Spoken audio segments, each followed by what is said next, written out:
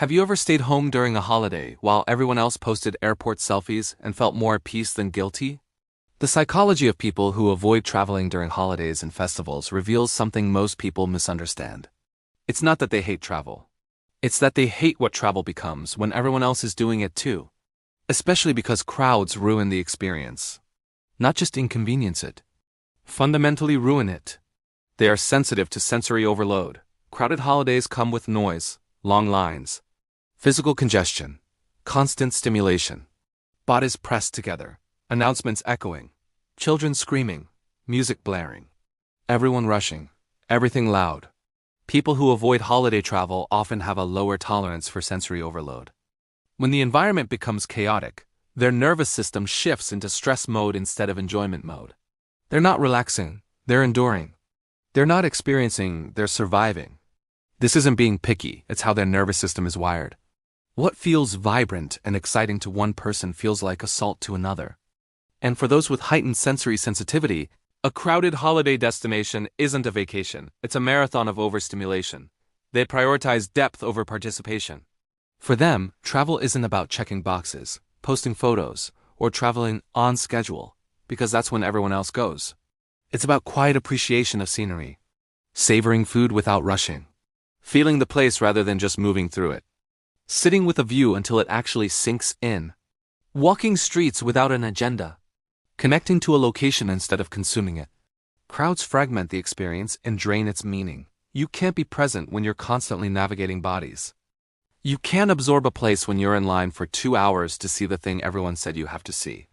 The depth they crave requires space, silence, time, and holiday travel offers none of that. They dislike herd-driven behavior.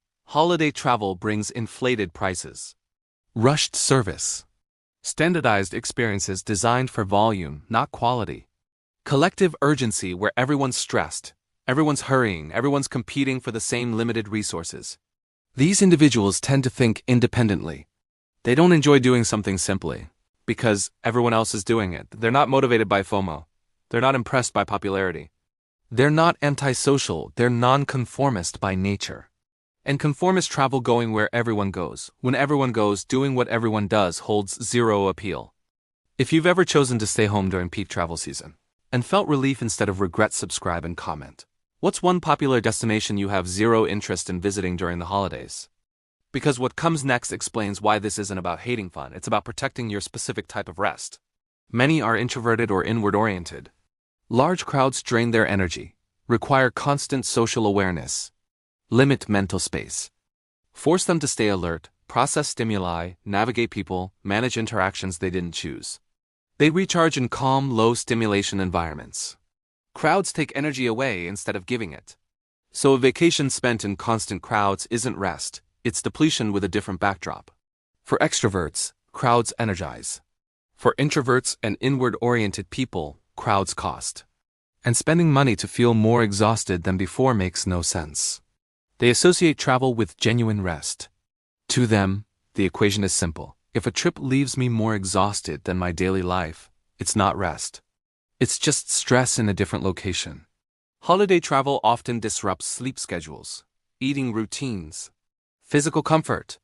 You're sleeping in unfamiliar beds, eating at irregular times, walking more than usual, dealing with jet lag or long drives, all of which contradicts their goal of actual recovery. They don't want to come back needing a vacation from their vacation. They want to return restored. And holiday crowds make that impossible. They value control over their experience. They prefer flexible timing, freedom of movement, minimal waiting, the ability to change plans if something isn't working, to leave when they want, to stay longer if they're enjoying it. Crowds remove autonomy and increase stress. You're on someone else's timeline. The restaurants, the tours, the lines. You lose agency over your own experience. And for people who value autonomy, loss of control equals loss of enjoyment. If they can't move freely, explore spontaneously, adjust in real time, it's not a vacation. It's a structured obligation that happens to be away from home. They don't seek social validation through travel. They don't travel to prove they're having fun, to keep up with trends, to perform enjoyment for others, to post the right photos that show they're living their best life. Their satisfaction comes from private experience, not public recognition. From internal fulfillment, not external validation. So the pressure to travel during holidays, when travel is most visible, most documented, most performance-oriented, holds zero appeal. They're not trying to prove anything. They're trying to actually rest. Here's the key insight most people miss. People who avoid holiday travel don't dislike traveling.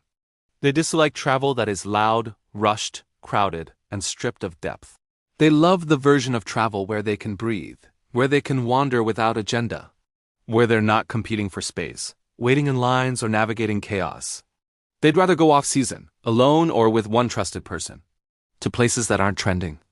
At times when crowds thin and prices drop and experiences return to something real instead of performative.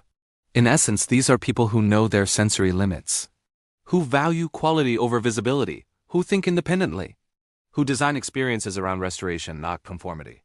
They're not missing out. They're opting out. And there's a massive difference. Because while everyone else is stressed, overstimulated, and exhausted from their holiday vacation, they're home, rested, recharged, reading, creating, spending time with people they actually want to see without the pressure of peak season chaos. And when they do travel, it's on their terms, their timeline, their definition of what makes a trip worth taking. That's not boring. That's intentional. And in a world where everyone's performing the same version of fun, choosing peace over popularity might be the most rebellious thing you can do.